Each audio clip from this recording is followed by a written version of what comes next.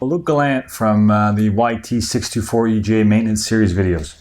So I said I wouldn't do it till the end of the year, but I got asked a couple times, and it is one of the bread and butters of maintenance, changing the engine oil. So I'm going to change the engine oil on this. What we're going to use is this Yamalube Utiilty Performance 5W30. I've pre-measured it out to 575 milliliters. The two oil changes I've done before took between 550 and 575 milliliters each. So I pre-measured it to make it easier.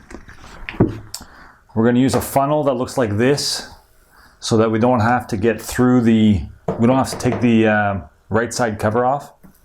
And also it's going to make draining the unit a lot easier. I learned the first 2 times that draining the unit can be messy if you don't take a couple precautions.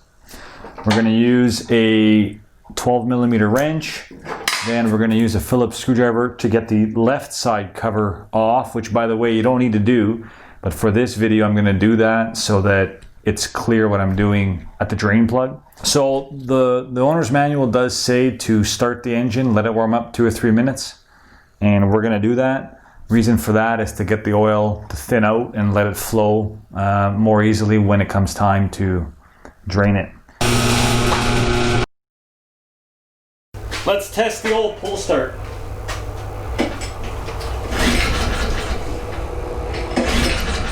Oh, choke on. Oh, I gotta turn the key on. So let's test the pull start.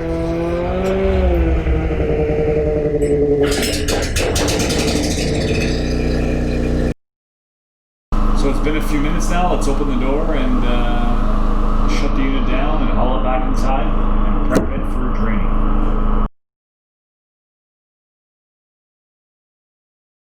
So I've gone ahead and placed 3 2x4s under the right side track in order to tilt the unit in this position here. So we're now going to take the left side cover off. For those that are interested, there are the 2x4s under the track. So now that the unit is tilted, I'm going to use my patented technique to remove the drain plug and capture all the oil without making a big mess, I hope. So there's an oil fill port on the other side of the unit. I'm going to go ahead and open that so that we can drain.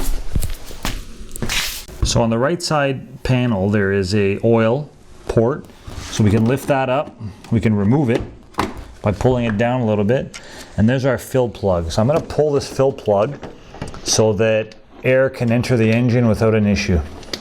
Okay, so with the unit tilted, a little bit of paper towel put underneath here to catch any residual dripping. We're going to go ahead, remove the plug. I've decided to use a bigger catch container since I do have the 575 milliliters originally in there. So I'm going to put this here, stick that there. Actually, this can probably just go on the floor. I'm going to remove this drain plug. So it is again a 12mm. So with this system in place, we can let the oil flow.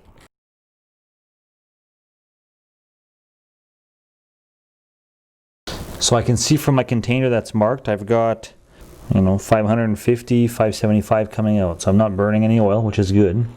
So I always like to put the drain plug in before you forget about it. All right, so time to torque this drain plug. From looking at my torque sheet, we've got 150 inch-pounds. Again, that is 150 inch-pounds, which is quite high, but I'm going to do it because I did it last time and it worked. And there we have 150 inch-pounds.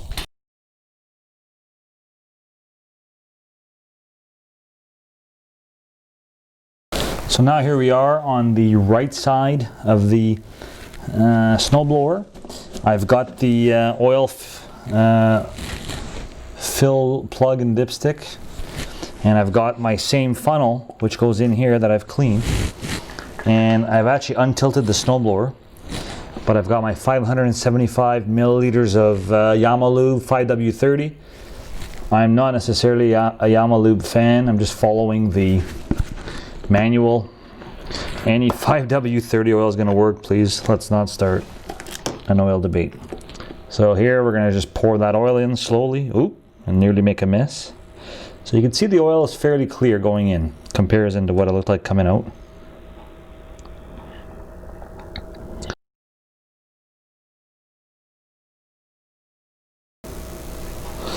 And that's it. Now we take the funnel out real quick, not make any mess. Stick that like that. And now what we can do is put the dipstick back in. The engine should be level for doing this measurement. I put the dipstick back in. We see that the level is perfect. So I'm all good with that. Put this up, stick the tabs in, snap it down, and we are done. Now, one note that does come up on some forums is, why does the manual say 530 but the engine nameplate says 10W30? So why does this say 1030 when the manual says 530? Well, I guess this engine's used in many kinds of machines, and I'm supposing that 10W30 would be more appropriate in the summer and warmer temperature. So I would follow the snowblower manual over that, because the snowblower manual is written knowing what the machine is going to be used for. And that's it for oil change. If I missed anything, make a note in the comments. So again, thanks for watching the Luke Gallant maintenance series on the YT624EJ. Hopefully this video is useful to you. For all torque specs and oil types, just look in the description.